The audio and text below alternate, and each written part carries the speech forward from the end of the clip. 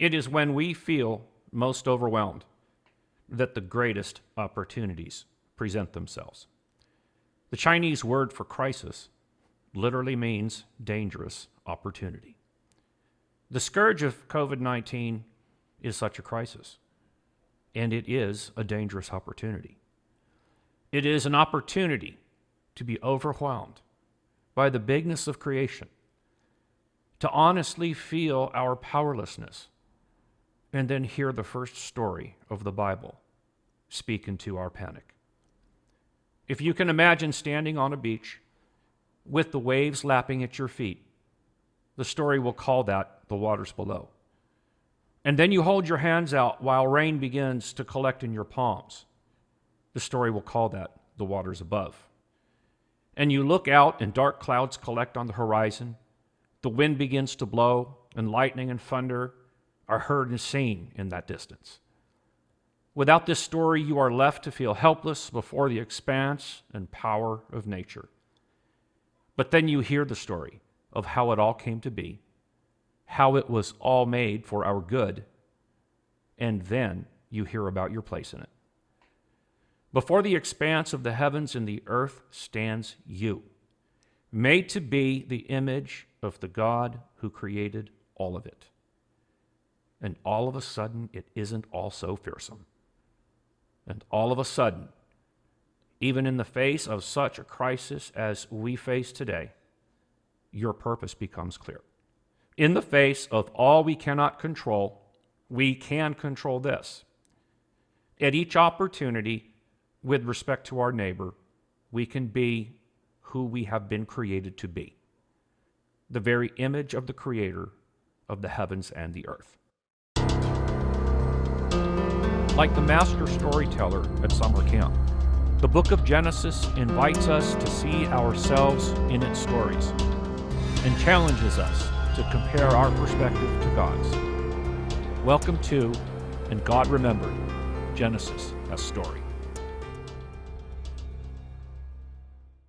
In the beginning, God created the heavens and the earth. The earth was without form and void, and darkness was on the face of the deep. And the Spirit of God was hovering over the face of the waters. Then God said, "Let there be light." And there was light. And God saw the light, that it was good, and God divided the light from the darkness. God called the light day, and the darkness he called night. So the evening and the morning were the first day. Then God said, "Let there be a firmament in the midst of the waters, and let it divide the waters from the waters."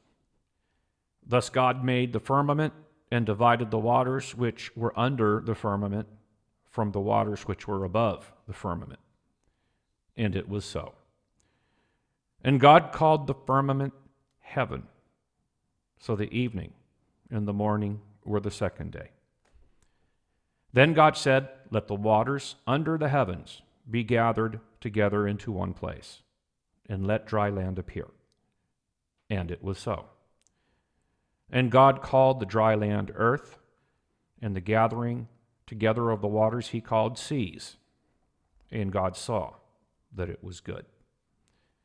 Then God said, "Let the earth bring forth grass, the herb that yields seed, and the fruit tree that yields fruit according to its kind, whose seed is in itself on the earth."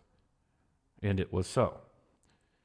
And the earth brought forth grass, the herb that yields seed according to its kind, and the tree that yields fruit, whose seed is in itself according to its kind. And God saw that it was good.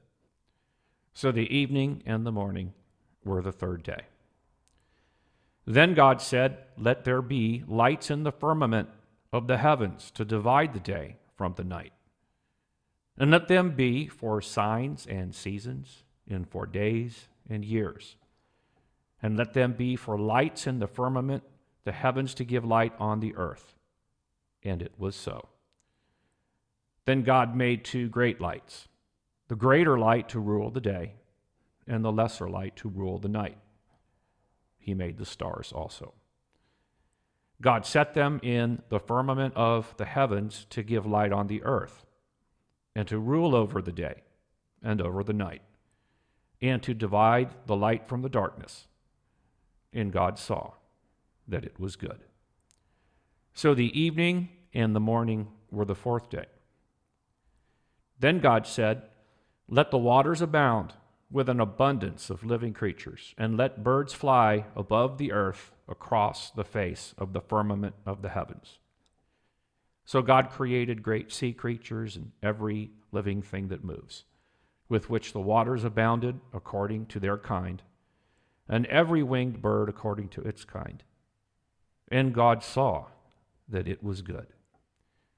And God blessed them, saying, "Be fruitful and multiply, and fill the waters in the seas, and let birds multiply on the earth." So the evening and the morning were the fifth day.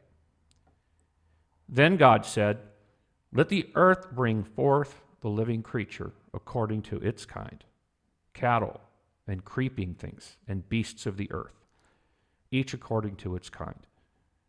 And it was so. And God made the beast of the earth according to its kind, cattle according to its kind, and everything that creeps on the earth according to its kind. And God saw that it was good. Then God said, "Let us make man in our image, according to our likeness.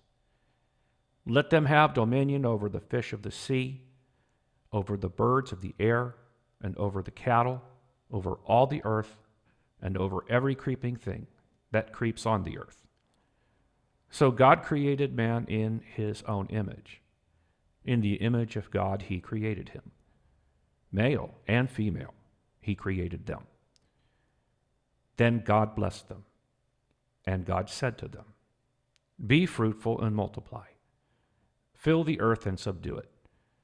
Have dominion over the fish of the sea, over the birds of the air, and over every living thing that moves on the earth."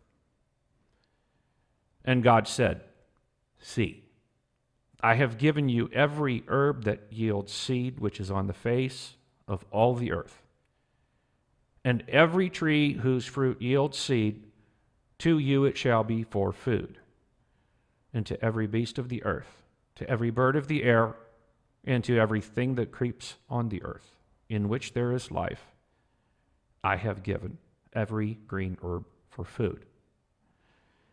And it was so. Then God saw everything he had made, and indeed it was very good.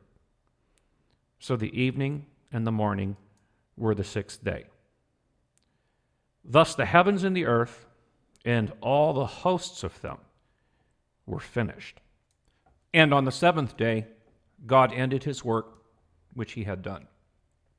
And he rested on the seventh day from all his work which he had done. Then God blessed the seventh day and sanctified it, because in it he rested from all his work which God had created and made. Good afternoon, everybody. Thank you for joining me again on And God Remembered, Genesis Story. This is, we're going to dive in. This is the first chapter. This is just an absolutely magnificent, it's a magnificent storytelling. And we will see how it starts out at the most immense, broadest scope that you can possibly imagine. Just the cosmic scope of it all, the heavens and the earth.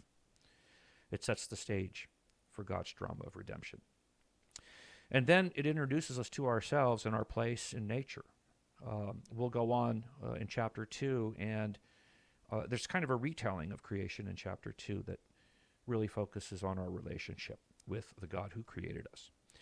But this story here is a story that introduces us to ourselves, because what it does is it starts with that incredibly cosmic scope, and it funnels down to a place where we hear God bless the animals, and then we hear this kind of curious form of dialogue, and I'll get into that in a second. And then he blesses us. And in that dialogue is where we learn that we are created to be the image of God, and then he blesses us. But let's back up a second. Let's work our way back from the top to the bottom. And we will see here that the story is a story where the storyteller has God speaking. Hebrew storytelling dialogue is a key part of how we understand who the perspective character is or are, and what the storyteller really wants us to draw from the story. We usually find that in dialogue. The storyteller also narrates, and in the narration and God's speaking, we see very clearly who the main character is here. The main character is God, and God is acting to create everything. But that doesn't mean that we're on the margins as a character in the story. We're not. And the way we know we're not on the margins, the way we know that the storyteller actually wants to invite us as the hearer of the story, if we were to think of ourselves as an ancient person, maybe we're sitting around the fire at night as the shepherds bring their flocks in, and the stories are being told around the fire before anybody knew how to, writing and paper and things like that. Of course, today, printing press, social media, YouTube, podcasts. We read the story as we read our Bibles. Whether we experience a story orally told or reading the story, the reason why I believe that the writer wants us, or the storyteller wants to entertain our perspective, is because the language that is used in telling of creation is the language that speaks to how we experience nature. There is a greater light that governs the day. There's a lesser light that governs the night. We have to be careful about being too hyper-literal, because we all know the moon doesn't have its own light, but it's described there in the story as the lesser light. That's just how we experience it. It talks about a firmament called heaven, and the firmament is between the waters above and the waters below. Well, we don't have to be fanciful or speculative about what that means. All we have to think about is, okay, we're an ancient person. We go down to the river, to the lake, to the sea. The water laps up against our feet, and it's raining. We look up, put our hands out, water pools in our palms. We look down, we look up. Oh, it's the same thing. Imagine that. There have to be waters above and waters below, because that's how we experience nature. And the firmament is between the two, and every once in a while the firmament gives way to the waters above, and oh, lo and behold, it rains. It's simple. It's easy to understand. We shouldn't make it any more complicated than the storyteller makes it. The storyteller wants us to see ourselves in the story. So, what does it mean then for us to share God's perspective in the story? And this is where I hope you'll see why I refuse to get all worked up over 24 hours. Okay, day, night, 5 days, 6 days. Are these 24-hour literal days? I'm not worrying about that, because I don't think that the storyteller is really interested in answering those questions that we might have over this. We're just going to let the text be the text it is, and the story be the story that the text is telling. And so when we see after the fifth day, the earth, the heavens and the earth have been created. The waters have separated into seas and land. And God speaks, and this is the first time God speaks a blessing. And it is to the animal kingdom, the animals. And he says, be fruitful and multiply, and go, multiply across the earth. And after speaking that blessing, then we see this curious form of dialogue. God says, let us create man in our own image, after our own likeness. And of course, that makes us provokes us to say, who's he talking to? And so then, we tend to do this in the West. As Christians, we actually think that we're going to be able to answer that question. So we go off on all kinds of theological tangents. We say, oh, maybe it's the Trinity, God the Father, God the Son, God the Holy Spirit. That's a Christian doctrine, a Christian teaching. And what happens is we end up getting so worked up over trying to answer that question that we miss the reason why the storyteller did that. I think the storyteller did that precisely to provoke us. He wanted to provoke us to ask the question, who's he talking to? But he didn't want us to go off and try to figure out the answer. He provoked us so that we might pay special attention to what comes next. God creates us, you and me, to be his image. And then he speaks the second blessing in the creation story. And he uses the same words as the first blessing. Repetition is a big part of Hebrew storytelling.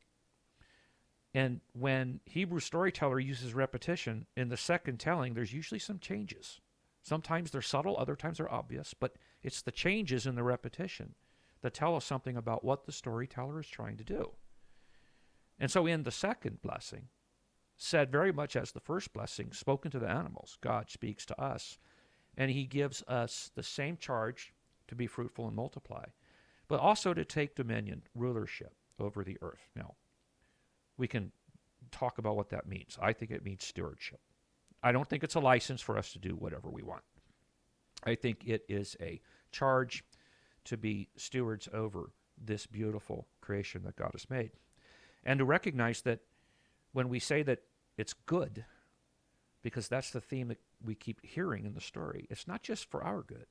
It's for the good of all living creatures. And so there are some interesting conclusions for us to draw from this. But the first is this, and it really is something that, the story tells us in all times and at all places. There's another conclusion I think the story has for us that's very unique to today.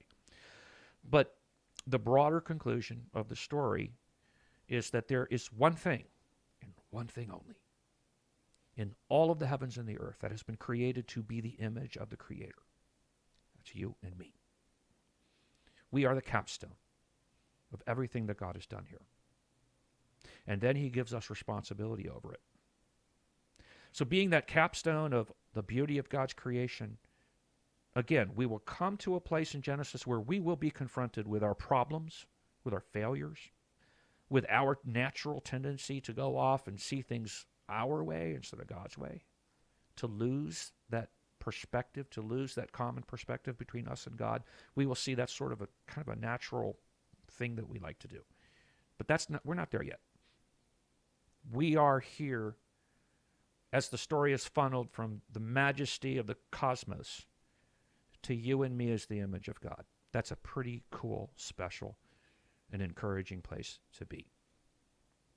So what does this have? What is this thing, I think, that is really unique to today? And I want to say here, this isn't about politics. I don't intend this to be a political statement. I think this is just there in the text. All of creation is made for the good of all living beings. And in this lockdown time of COVID-19, all of a sudden, the good of creation, the good of the environment, has just jumped out at us. The waters are cleaner. The air is cleaner. We see wildlife where we never saw it before. The beauty of God's creation is just jumping out at us. What should that tell us? It should tell us that when we do use God's creation, which we can do, he's given us authority over it, we should be paying attention to how our use of this beautiful world subtracts from the good that God created in the environment. We learn to pay attention to that good and then to maybe alleviate the way that we use the environment so that we don't take so much from the good of the environment. We leave more of the good of the environment for our children and our grandchildren. Now, again, in our political context, you could say, oh, that's environmental politics. No, it's right there in the text. He has made us to be his image before all of creation. What does that mean? It's not just about how we treat each other, although that's a big part of it. It's about how we act in this beautiful world and the nature that God has given for our good. How do we act in it? How do we use it? We need to attend to being his image, throughout all of nature and all of creation. And so, folks, that's where we are. I think that that's the story. It's the text. The text in front of us is the text in front of us, and it's telling the story that it's telling. Let's set aside all of the modern arguments that we would love to have settled, but the storyteller didn't tell the story to settle our modern arguments. He told it to set the stage for God's drama of redemption, to introduce us to ourselves and to our place in nature, and to invite us to compare our perspective with God's perspective. God bless you. Thank you for joining me again. And God remember Genesis.